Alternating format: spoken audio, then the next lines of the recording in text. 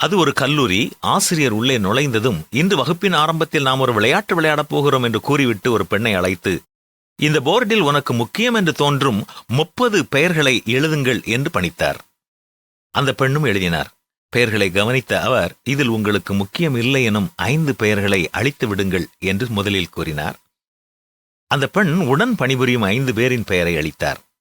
அடுத்து மீண்டும் 5 பேருடைய பெயரை அளிக்கச் சொன்னார். அந்த பெண் பக்கத்து வீட்டினர் 5 பேரின் பெயரை அளித்தார். இப்படியே அழித்து அழித்து கடைசியில் 4 பெயர்கள் மட்டுமே இருந்தன அந்த போர்டில். அது அவருடைய பெற்றோர், கணவர் மற்றும் ஒரே மகன் பெயர்கள். இப்பொழுது மீண்டும் 2 பேர் பெயரை அளிக்க வேண்டும் என்று சொன்னார். இப்போதுதான் அங்கிருந்த அத்தனை பேரும் புரிந்து கொண்டார்கள், இங்கே நடப்பது வெறும் விளையாட்டு இல்லை என்பதை உணர்ந்தனர். வேறு வழியே இல்லாமல் அரை மனதோடு அவளினுடைய பெற்றோரின் பெயரை அளித்தார் அந்த பெண்.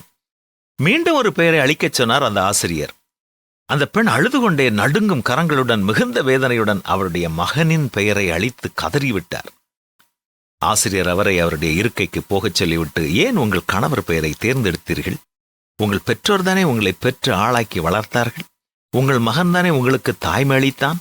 பின் ஏன் என்று கேட்டார். முழு அரங்கமும் ஆவலுடன் அவள் அளிக்கும் பதிலுக்காக காத்திருந்தது. அதற்கு அந்த பெண், இருக்கலாம், என் பெற்றோர் எனக்கு முன்பே இறந்துவிட வாய்ப்புள்ளது. என் மகன் படிப்பிற்காகவும் அவனுடைய வாழ்க்கைக்காகவும் என்னை பிரிந்துவிட நேரலாம். ஆனால் எப்போதும் என் கூட இருக்கும் என்னுடைய வாழ்க்கை முழுவதும் எனக்காக அர்ப்பணித்தவர் என்னுடைய கணவர் மட்டுமே. அதனால்தான் அதை அளிக்கவில்லை என்று சொன்னாள். அனைவரும் எழுந்து நின்று கைத்தட்டி அவரை பாராட்டினர். இதுதானே உண்மை. உங்கள் வாழ்க்கை துணையை எப்போதும் அன்புடனும் மரியாதையுடனும் நடத்த தவறாதீர்கள்.